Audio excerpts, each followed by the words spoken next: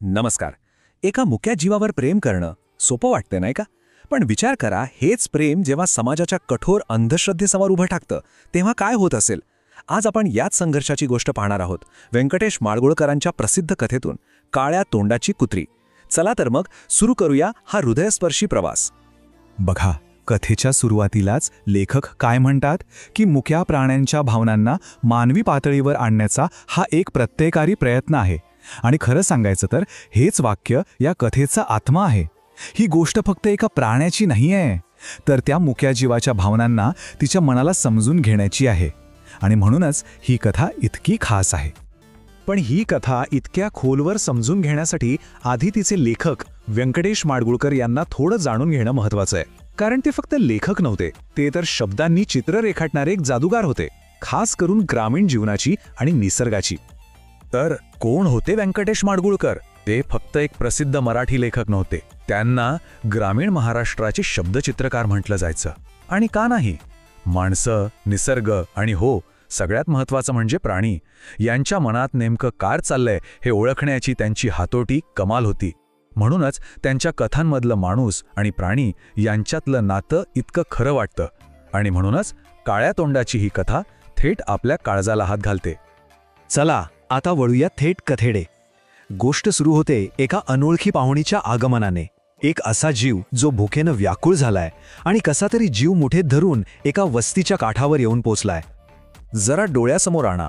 वस्तीच्या बाहेर एक कुत्री उभी आहे, अगदी भेदरलेली, भुकेने डोळेपार खोल गेलेले. कोणताही आवाज आला की दचकतेय. तिच्या डोक्यात फक्त एकच गोष्ट फिरतेय, कुठून तरी कसा तरी एक घास खायला मिळावा. आणि लेखकांनी तिची अवस्था कशी वर्णिली आहे बघा. धाडस वाऱ्याच्या झुळकेसारखं सुटत होतं. म्हणजे विचार करा, भूक आणि भीतीमुळे तिची काय अवस्था झाली असेल. सगळं धैर्य, सगळा धीर जणू काही वाऱ्यासोबत उडूनच गेला होता. पण म्हणतात ना, जिथे सगळी आशा संपते तिथेच कुठेतरी माणुसकीचा एक छोटासा दिवा पेटतो. आणि तसंच काहीसं झालं. एका घरातून तिच्यासाठी मदतीचा हात पुढे आला आणि इथूनच तिच्या आयुष्याला एक नवीन वळण मिळालं. घरातल्या एका बाईचं लक्ष तिच्याकडे गेलं आणि तिनं एक भाकरीचा तुकडा तिच्या दिशेने टाकला. आधी तर ती घाबरली, पण पोटाची आग इतकी होती की तिनं तो तुकडा उचललाच. तो फक्त भाकरीचा तुकडा नव्हता, तो होता विश्वासाचा पहिला घास. आणि मग काय, हळूहळू ती त्या कुटुंबात रुळली. ती भटकी कुत्री आता त्या घराची लाडकी चिंपी बनली होती.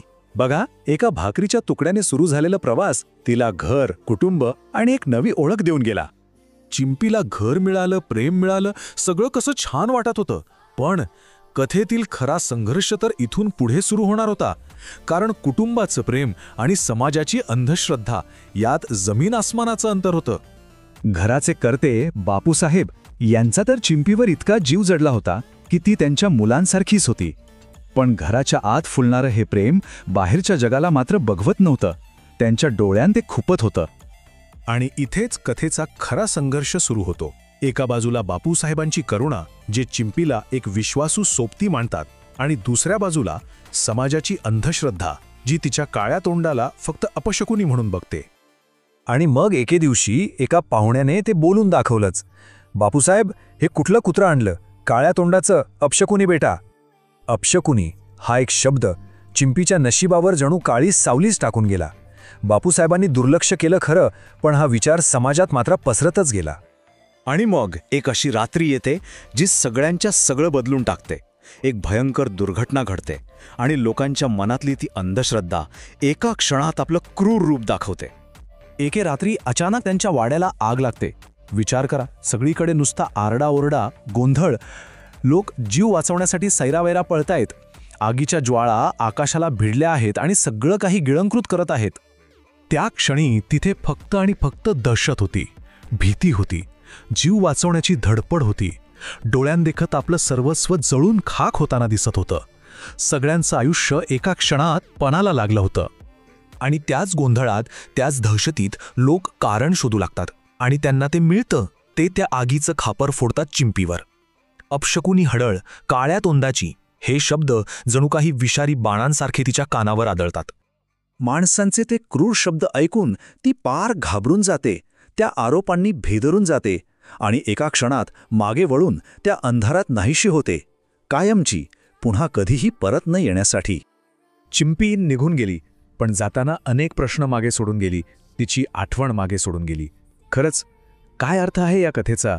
काय शिकून जाते ही कथा? तर या गोष्टीतून आपण काय शिकतो? सगळ्यात पहिलं, करुणा. तिला कुठल्याच सीमा नसतात, ती फक्त जोडते. दुसरं, भीती आणि अंधश्रद्धा किती विनाशकारी असू शकतात याचं हे एक जळजळीत उदाहरण आहे. आणि तिसरं, सगळ्यात महत्त्वाचं, काही नाती जरी संपली तरी त्यांच्या आठवणी त्या मात्र कायम आपल्यासोबत राहतात. तर ही कथा इथे संपते, पण एक प्रश्न मागे ठेवून जाते. जेव्हा आपण एखाद्या मुक्या जीवावर प्रेम करतो, त्याच्याशी एक नातं जोडतो, तेव्हा ते नातं खरं तर आपल्या आतल्या माणुसकीबद्दल काय सांगून जातं?